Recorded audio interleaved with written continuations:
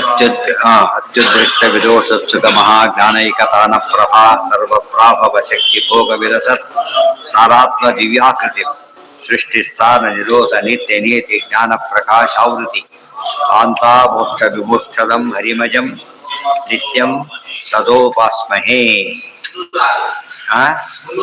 306 ಏನಾಗಿತ್ತು ನಿನ್ನೆ? ಅಸ್ಥಿರ ಸ್ಮರಣಂ ಚಿತ್ತಂ ಸ್ಥಿರ ಸಂಸ್ಮರಣಂ ಸ್ವರಃ ಐತಿ ಶಬ್ದ ಎರಡೇ. ಚಿತ್ತದಲ್ಲಿ 2 ಭಾಗ ಇದೆ. ಸ್ಥಿರ ಸ್ಮರಣೆ ಒಂದು, ಅಸ್ಥಿರ ಸ್ಮರಣೆ ಒಂದು.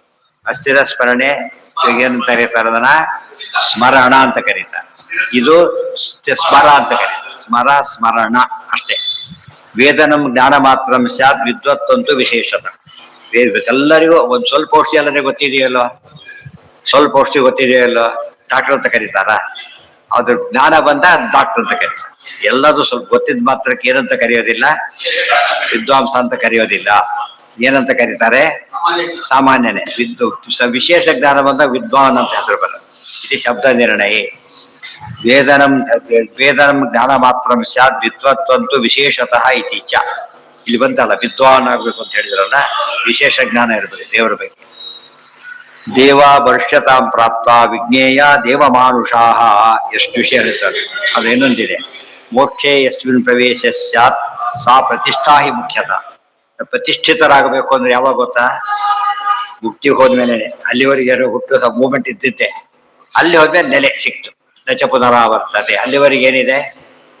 ಎಷ್ಟೋ ಕೆಲಸ ಮಾಡ್ತಿರ್ತಾನೆ, ಇನ್ನು ಪರ್ಮನೆಂಟ್ ಆಗಿಲ್ಲ, ಪರ್ಮನೆಂಟ್ ಜಾಬ್ ಸಿಕ್ಕಿಲ್ಲ ಅಂತ ಕೆಲಸ ಎಲ್ಲ ಮಾಡ್ತಾನೆ, ಪರ್ಮನೆಂಟ್ ಆಗಿಲ್ಲ ಅಂತ ಭಾವನೆ ಆಗಿರುತ್ತೆ. ಮುಕ್ತಿಗೆ ಹೋಗೋವರೆಗೂ ಏನಲ್ಲ, ಅದಕ್ಕೆ ಪ್ರತಿಷ್ಠಾ, ನೆಲೆ ಸಿಕ್ತು ಅಂತ ಕರೀಲಿಕ್ಕೆ ಬರೋದಿಲ್ಲ. ಮೋಕ್ಷೇ ಯಸ್ಮಿನ್ ಪ್ರವೇಶ ಸ್ಯಾತ್ ಸಾ ಪ್ರತಿಷ್ಠಾ ಹಿ ಮುಖ್ಯತಃ. ಟಿಕೆಟ್ ತಗೊಂಡು ಮಾತ್ರಕ್ಕೆ ನೀವು ಹೋದಾಗಲಿಲ್ಲ, ನೋಡಿ ಎಂಟರ್ ಆಗ್ಬೇಕು, ವೆಹಿಕಲ್ ಕೂಡ್ಬೇಕು ಹೋಗಿ. ಅದು ಒಂದು ಸ್ಟೇಜ್ ಪ್ರತಿಷ್ಠಾ. ಅಲ್ಲಿ ಗುರಿ ಬಿಟ್ಟಿದ ಮೇಲೆ ಪೂರ್ತಿ ಟಿಕೆಟ್ ಹರಿದಾಕ್ಬಿಡಬೇಕು. ಮೋಕ್ಷೇ ಯಸ್ಮಿನ್ ಪ್ರವೇಶ ಸ್ಯಾತ್ ಪ್ರತಿಷ್ಠಾ ಸಾಹಿ ಮುಖ್ಯತಃ. ಕೆಲಸ ಇನ್ನೊಂದು ಸೆಟ್ಲ್ ಆಗಿಲ್ಲ ಅನ್ನೋದು ಎಷ್ಟು ಸಲ ಹುಡುಗ ಸೆಟ್ಲ್ ಆಗಿಲ್ಲ ಅಂತ ಹೇಳ್ತಾರಲ್ಲ, ಸೆಟ್ಲ್ ಆಗೋದು ಮೋಕ್ಷಕ್ಕೆ ಸಿಕ್ಬೇಕು. ಅಲ್ಲಿವರೆಗೆ ಸೆಟ್ಲ್ ಆಗೋದೇ ಇಲ್ಲ ಯಾರು ಕೂಡ. ಉಪಚಾರತಸ್ತು ಅವಸ್ಥಾರಂಭಿತಿ. ಬೇರೆ ಕಡೆ ಪ್ರತಿಷ್ಠಾ ಅಂತ ಕರೀತಾರಲ್ಲ, ಅದು ಔಪಚಾರಿಕ ಅರ್ಥ. ಔಪಚಾರಿಕ ಅಂದ್ರೆ ಏನು? ಸೆಕೆಂಡರಿ ಮೀನಿಂಗ್, ಪ್ರೈಮರಿ ಸೆನ್ಸ್ ಅಲ್ಲ ಅದಕ್ಕೆ. ದೇವ ಮನುಷ್ಯತಾಂ ಪ್ರಾಪ್ತ ವಿಜ್ಞೇಯ ದೇವಮಾನುಷಾಹ. ಇದು ಹೊಸ ವಿಷಯಗಳಿಗೆ ಪೇಪರ್ ಹಾಕ್ತಿರ್ತಾರೆ, ದೇವಮಾನವ ಅಂತ ಹಾಕ್ತಿರ್ತಾರೆ ಈ ಬಾಬಾಗಳಿಗೆಲ್ಲ. ಅದಲ್ಲ, ನಿಜವಾದ ದೇವಮಾನವರು ಯಾರು ಅಂದ್ರೆ ದೇವತೆಗಳೇ ಮನುಷ್ಯ ಹುಟ್ಟಿದ್ದಾರೆ. ಅದಕ್ಕೇನಂತ ಕರಿಬೇಕು ಅವ್ರನ್ನ? ದೇವಮಾನವರು. ಇವ್ರು ಸೆಲ್ಫ್ ಪ್ರೊಕ್ಲೈಮ್ಡ್ ಇವರೆಲ್ಲ. ಅದಲ್ಲ, ದೇವಮಾನುಷ. ಧ್ಯಾನಂ ಕುರ್ವಂತ ಇವತ್ತೇ ನೈವ. ಎಲ್ಲ ಗುರುತು ಹೇಳ್ತಾರೆ ನೋಡಿ, ಇವ್ರು ಹೇಗಿರ್ತಾರೆ ಗೊತ್ತಾ? ಇವರು ಧ್ಯಾನಂ ಕುರ್ವಂತ ಇವತ್ತೇ ನೈವಶ್ವರು ಬಹುಭಾಷಿಣ. ಹೆಚ್ಚು ಮಾತಾಡೋದು, ಎಷ್ಟು ಬೇಕೋ ಅಷ್ಟೇ ಮಾತಾಡ್ತಾರೆ. ಯಾಕಂದ್ರೆ ಮಾತು ವೇಸ್ಟ್, ವ್ಯಾಲ್ಯೂಬಲ್ ಅದು, ಗೊತ್ತಾಯ್ತು. ಆದ್ದರಿಂದ ಹಾಗೆ ಹುಚ್ಚಾಬಟ್ಟೆ ಮಾತಾಡೋದಿಲ್ಲ. ಬಹುಭಾಷೆ ಶಬ್ದಕ್ಕೆ 2 ಅರ್ಥ. ಭಾಳ ಮಾತಾಡ್ತಾರೆ, ಏನರ್ಥ? ಸುಳ್ಳು ಹೇಳ್ತಾರೆ ಅಂತ ಅರ್ಥ. ಅದು ಬಂದಿದೆ. ಬಹುಶಾಖ ಹೆದಂತಾಶ್ಚ ಬುದ್ಧಯೋ ಅವ್ಯವಸಾಯ. ಶಾಖೆ ಹೆಚ್ಚು ಮಾತಾಡ್ತಾನೆ ಅಂದ್ರೆ ಸ್ಟಫ್ ಕಡಿಮೆ ಇದೆ ಅಂತ ಅರ್ಥ. ದೊಡ್ಡ ಆರ್ಡರ್ ಪುಟ್ಗಟ್ಟಲೆ ಬರುತ್ತೆ ಇಷ್ಟೇ. ಒಂದೇ ಸಾಮಾನ್ಯ 1 ಪೇಜ್ ಆರ್ಡರ್ ಇರುತ್ತೆ, ಗೊತ್ತಾಯ್ತಾ? ಮೇನ್ ಕಂಟೆಂಟ್ 1 ಲೈನ್ ಇರುತ್ತೆ ಅಷ್ಟೇ. ಧ್ಯಾನಂ ಕುರ್ವಂತ ಯಾವಾಗಲೂ ಹೇಗಿರ್ತಾರ ಅವರು? ಕೆಲವರು ಇರ್ತಾರೆ, ಯಾವ ಒಬ್ಬ ನಿದ್ದೆ ಮಾಡ್ದಾಗ ಕಾಣಿಸ್ತಾರೆ, ಇವ್ರು ಯಾವ ಎದ್ದಾಗ ಕಾಣಿಸ್ತಾರೆ. ಏನೋ ಯೋಚನೆ ಮಾಡ್ತಾರಲ್ಲ ಅಂತ ಅನ್ಸ್ಬೇಕು, ಆ ತರ ಕೂತಿರ್ತಾರೆ. ಧ್ಯಾನಂ ಕುರ್ವಂತ ಇವತ್ತೇ ನೈವಸ್ವರು ಬಹುಭಾಷಿಣ. ಬ್ರೂಜುರ್ ಅರ್ಥವತಿ ವಾಚಂ.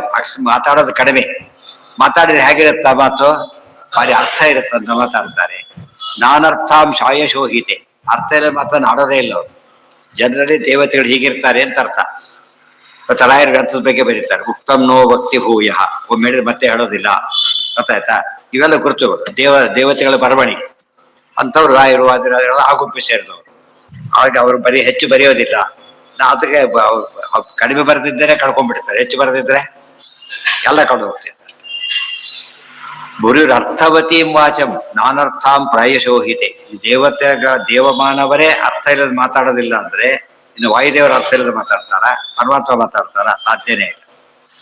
ಬಲಂ ಜ್ಞಾನ ಬಲಂಚೈವ ಬಾಹ್ಯಂಚೇತಿ ದ್ವಿಧಾಮತಂ ಯುಗ್ನಿತ ಜ್ಞಾನಬಲಂ ಸಾ ಜ್ಞಾನಾಧಿಕಾಮತ ಐತಿ ತತ್ವಸಾರಿ. ಅನೇಕ ವಿಷಯ ಕ್ಲಾರಿಫಿಕೇಶನ್, ಡಿಕ್ಷನರಿ ಇದಿಷ್ಟು ಕೂಡ. ಬಲ 2 ವಿಧ. ಬಲಂ ಜ್ಞಾನ ಬಲಂಚೈವ ಬಾಹ್ಯಂಚೇತಿ ದ್ವಿಧಾಮತಂ. ಜ್ಞಾನ ಬಲ ಬಾಹುಬಲ ಅಂತ ಎರಡಿದೆ. ಫಿಸಿಕಲ್ ಸ್ಟ್ರೆಂತ್, ಇಂಟೆಲೆಕ್ಚುಯಲ್ ಸ್ಟ್ರೆಂತ್, ಎರಡು ಸ್ಟ್ರೆಂತ್ ಇದೆ. ಯಾವ್ದ್ರೆ ಯುಕ್ತಿಜ್ಞತ ಜ್ಞಾನ ಬಲ. ಜ್ಞಾನಕ್ಕೆ ಬಲ ಇದೆ ಅಂದ್ರೆ ಏನರ್ಥ? ಜ್ಞಾನ ಇದೆ ಬೇರೆ, ಜ್ಞಾನ ಬಲ ಇದೆ ಬೇರೆ. ಜ್ಞಾನ ಇದೆ, ಜ್ಞಾನ ಬಲ ಇದೆ. ಬಾಹು ಎಲ್ಲರಿಗೂ ಇರುತ್ತೆ, ಬಾಹುಬಲ ಇರ್ಬೇಕು. ಜ್ಞಾನ ಇರುತ್ತೆ, ಜ್ಞಾನ ಬಲ ಇರ್ಬೇಕು. ಏನರ್ಥ? ಯುಕ್ತಿಜ್ಞತ, ತಾನು ಜ್ಞಾನ ಸಪೋರ್ಟ್ ಮಾಡಾಗಿರ್ಬೇಕು, ಪ್ರೂವ್ ಮಾಡ್ಬೇಕು ಅವ್ರು. ಅದೇನಂತ ಕರೀತಾರೆ? ಜ್ಞಾನಿ. ಇದು ಟೀಕ್ ಅಲ್ಲ ಅಂತ ಹೇಳಿದ ಅವ್ರು. ಇನ್ನೊಬ್ಬರು ಟೀಕ್ ಅಂದ, ನಾನು ತೋರಿಸ್ತೀನಿ ಬಂದು ತೋರಿಸ್ತೇವೆ ಎಂತ ಬಂತು, ಲ್ಯಾಮಿನೇಷನ್ ಅಷ್ಟೇ. ಏನಲ್ಲ, ಇದ ಟೀಕ್ ಅಲ್ಲ. ಅದೇನದ ಅದು ಏನಂತಾರ ಅದಕ್ಕೆ? ಬಲ ಇದೆ ಅಂತ. ಬಲ ಇದು, ಬಲ ಇಲ್ಲ ಅಂತ ಅರ್ಥ. ಅದೇ ವಿದ್ವತ್ವ ಅದಕ್ಕೆ ಈಕ್ವಲ್. ವಿಶೇಷ ಜ್ಞಾನ ಇರ್ಬೇಕು, ಸಾಲ್ಸ್. ಇದು ಹೀಗೆ ಆಗತ್ತೆ. ಯಾಕೆ 4-16 ಅಂತ ಮಿಸ್ ಹೇಳಿದ್ದಾರೆ? ಅದು ಉತ್ತರ ಅಲ್ಲ. ಅವ್ರು ಹೇಳಿದ್ದಾರಷ್ಟೇ, ಇರೋದು ಅದೇ. ಡಿಸ್ಕವರಿ ಬೇರೆ, ಇನ್ವೆನ್ಷನ್ ಬೇರೆ. ಅವ್ರು ಸೃಷ್ಟಿ ಮಾಡಿದ್ದಲ್ಲ, ತಿಳಿಸ್ಕೊಟ್ಟಿದ್ದಷ್ಟೇ. ಆ ದೃಷ್ಟಿಯಲ್ಲಿ ಹೇಳ್ಬೇಕು. ದ್ವಿಧಾಮತಂ, ಎಲ್ಲೆಲ್ಲಿ ಇದೆಲ್ಲ ಬಂದಿದೆ, ಬಾಹೋರ್ಬಲ ಜ್ಞಾನ ಬಲ ಅಚ್ಚ ಧರ್ಮ ಅಂದ್ರೆ ಬಲ ಇರಬೇಕು ಅಂತ ಅರ್ಥ. ಬಲ ಇರಬೇಕು. ಹಣ್ಣು ಮುದುಗೆ ಏನ್ ಬಲ ಇದೆ ಪಾಪ, ಬಾಯಿಲಿಟ್ರೆ ನುಂಗ್ಲಕ್ಕೂ ಬರೋದಿಲ್ಲ, ಆ ಸ್ಥಿತಿಯಲ್ಲಿ ಇರ್ತಾರೆ. ಅಟ್ಲೀಸ್ಟ್ ಆಧಾರ ಮಾಡ್ತಿರ್ತಾರೆ, ಅದು ಮಾಡಕ್ಕೂ ಬರೋದಿಲ್ಲ. ಅದು ಇದ್ದಾರೆ ಇದ್ದಾರೆ ಇದ್ದಾರೆ ಹೇಳೋ ಸ್ಟೈಲಲ್ಲಿ ಹೇಗೆ ಗೊತ್ತಾಗುತ್ತೆ? ನೇಮ್ ಸೇಕಿದ್ದಾರೆ ಅಂತ ಹಾಗಾಗಬಾರ್ದು. ಆಮೇಲೆ ಚೇತಿ ದ್ವಿಧಾವತ, ಮಾತಾಡ್ತಾರೆ, ಅದು ಅರ್ಥ ಇರ್ಬೇಕು. ಅದಕ್ಕೆ ಅರ್ಥ ಸಪೋರ್ಟ್ ಮಾಡ್ಬೇಕು ಮಾತಾಡಿದ್ದನ್ನ.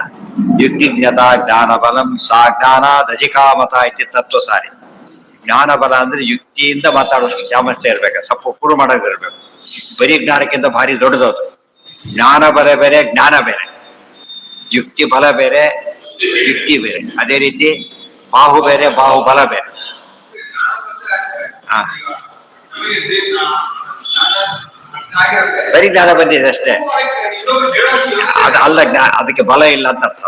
ಅದೇನ್ ಹೇಳ್ತೀರೋ ಅದಕ್ಕೆ ಅಂದ್ರೆ, ಯಾರು ಹೇಳಿದಿರಿ ಬೇಕಾದ್ರೆ ತೊಡಿ ಸಾಕಾರ ಬಿಡಿ ಅಂತ.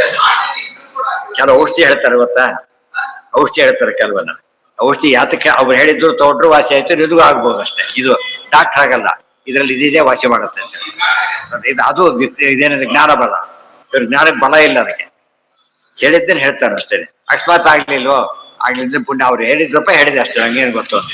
ಅವ್ರು ಹೇಳಿದ್ರೆ ಕೇಳಿದೆ. ಇದಾಗಲ್ಲ, ಅದ್ಯಾಕಾಗ್ಲಿಲ್ಲ, ಸರಿ ತಗೊಂಡಿರ್ಲಿಕ್ಕಿಲ್ಲ ಅಂತ. ಅದಕ್ಕೆ ಅವ್ನಿಗೆ ಗೊತ್ತಿದೆ, ಅವ್ರಿಗೆ ಎಫೆಕ್ಟ್ ಏನಾಗ್ಬೇಕು. ಗೆಲ್ಲುವರಿ ಬೇಡ, ಅದ್ರಲ್ಲೂ ತಾರತಮ್ಯ ಇದೆ. ಮತ್ತೆ ಪಾಸ್ ಆದವ್ರು ಎಲ್ಲರೂ ಒಂದೇನಾ? 35 ಇಂದ 100 ಹೋಗೋದು. ಜ್ಞಾನದಲ್ಲೂ ಕೂಡ ವಿಶೇಷ ಜ್ಞಾನ, ಭಾರಿ ವಿಶೇಷ ಜ್ಞಾನ ಎಲ್ಲದೂ ಹೆಚ್ಚಾ ಹೋಗುತ್ತೆ. ಸೈನ್ಸ್ ಹೈಸ್ಕೂಲ್ ಲೆವೆಲ್ ಬೇರೆ, PUC ಲೆವೆಲ್ ಬೇರೆ, ಮೇಲೆ ಹೋಗೋದಿಲ್ಲ. ಸೈನ್ಸೇ ಅದು ಲೆವೆಲ್ ಚೇಂಜ್ ಆಗ್ತಾ ಹೋಗುತ್ತೆ. ಇವತ್ತು ನಮ್ಮಲ್ಲಿ ಎರಡೇ ಇರೋದು, ಸುಧಾ ಒಂದೇ ಬಲ, ಇಲ್ಲೇ ಇಲ್ಲ ಅಂತ ಆಗ್ಬಾರ್ದು. ಅದು ದೊಡ್ಡ ಬಲ ಅದು. ಬಟ್ ಅಲ್ಲಿ ಬಿದ್ದು ಬಿಡುತ್ತೆ, ಓದ್ತಾ ಹೋದ್ರೆ ಬಲನೇ ಇಲ್ಲ. ಅದು ತಪ್ಪಾಗ್ಬಿಡೋದು. ಓದ್ದಾಗ ಆಗತ್ತೆ ಹೊರತು ಓದ್ದಂತ ಆಗಲ್ಲ. ನಿಜವಾದ ಓದ ಅನ್ಸೋದಿಲ್ಲ. ಎಲ್ಲ ಓದೋದು. ಯುಕ್ತಿಜ್ಞತ ಜ್ಞಾನ ಬಲ. ಇವತ್ತು ಉದಾಹರಣೆ ಇನ್ನೂ ಹೇಳೋದಾದ್ರೆ, ಬರೀ ಊಟ ಬೇರೆ, ಸಮಾರಾಧನೆ ಊಟ ಬೇರೆ ಅಂತ ಹೇಳೋದಿಲ್ಲ. ಆ ಥರ ಬರೀ ಊಟ ಬೇರೆ, ಫಲಾರ ಬೇರೆ, ಊಟ ಬೇರೆ, ಸಮಾರಾಧನೆ ಊಟ ಬೇರೆ. ಫಲಾರ ಎಷ್ಟೆತ್ತಿದ್ರು ಕೂಡ ಏನಲ್ಲ, ಊಟ ಎಷ್ಟೊತ್ತಿಗೆ ಅಂತ ಕೇಳ್ತಾರೆ, ಮತ್ತೆ ಬಿಡೋದಿಲ್ಲ.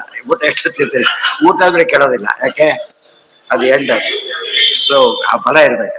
ಬಲಂ ಜ್ಞಾನ ಬಲಂಚೈವ ಬಾಹ್ಯಂಚೈತಿ ದ್ವಿಧಾಮತ. ಯಜ್ಞತಾದ ಜ್ಞಾನ ಬಲಂ ಸಾ ಜ್ಞಾನಾದಧಿಕಾಮತ. ಇದೆಲ್ಲ ಯಾಕೆ ಹೇಳ್ತಾರೆ ಗೊತ್ತಾ? ಬೆಳೆಸ್ಕೊಳ್ಳಿ ಅಂತ ಅರ್ಥ. ಬಲ ಇದೆ ಅಂತೇಳಿ ಸುಮ್ಮನೆ ಬಿಟ್ಬಿಡ್ತಾರ? ಆ ರೀತಿ ಯೋಚನೆ ಮಾಡಿ ಜ್ಞಾನ ಗಟ್ಟಿ ಮಾಡಿಕೊಳ್ಳಿ ಅಂತ ಅರ್ಥ.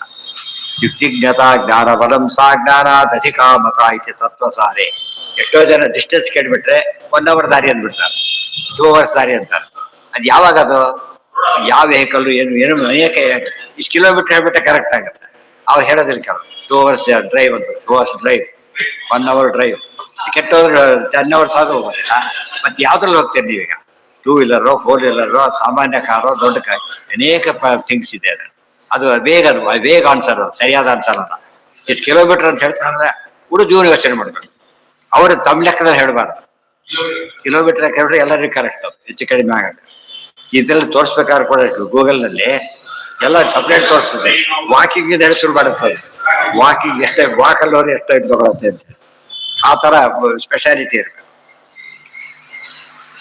ಮುಂದೆ ಬಂದು ಭಾರಿ ಮಿರಿಸ್ತಾ ಮೊನ್ನೆ ಈಗ ಅನ್ನಂಚ ಜ್ಞಾನರಸ ಅನ್ನಂಚ ಬಾಹ್ಯಮನ್ನ ಬಿಚ್ಚಿದ್ರೆ ಅನ್ನನೂ ಹಾಗೇನೆ.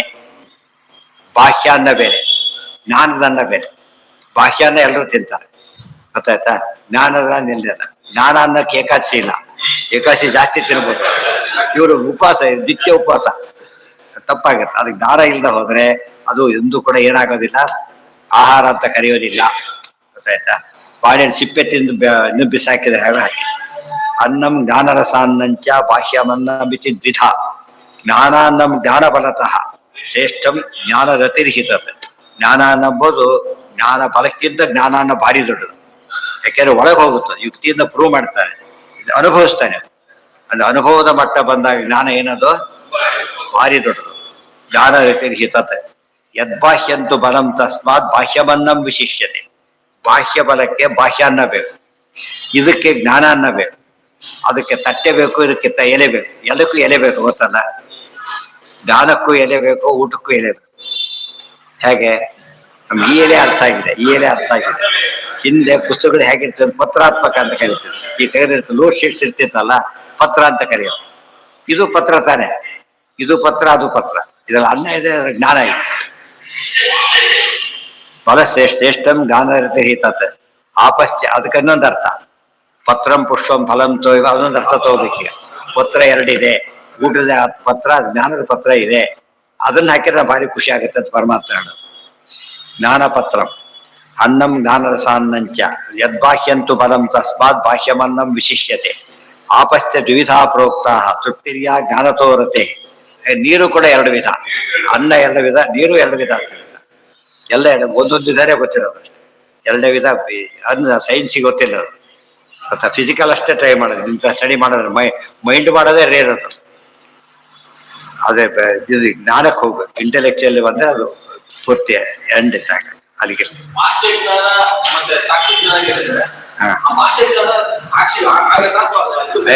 ಸಾಕ್ಷಿ ರಿಸೀವ್ ಮಾಡುತ್ತಲ್ಲ, ಆಮೇಲೆ ಕನ್ಫರ್ಮ್ ಮಾಡೋದು. ಕನ್ಫರ್ಮ್ ಮಾಡೋ ಇದೆ ಸಾಕ್ಷಿನೇ, ಬೇರೆ ಕನ್ಫರ್ಮ್ ಮಾಡಕ್ ಬರಲ್ಲ. ಸಾಕ್ಷಿ ಸರ್ಟಿಫೈ ಮಾಡ್ಬೇಕಾದ್ರೆ ಸಾಕ್ಷಿನೇ ಮಾಡೋದಕ್ಕೆ, ಯಾವಾಗ ಬೇರೆ ಮಾಡಕ್ಕೆ. ನಿನ್ನೆ ದ್ವಾದಶ ಮುಗೀತಲ್ಲ, ದ್ವಾದಶ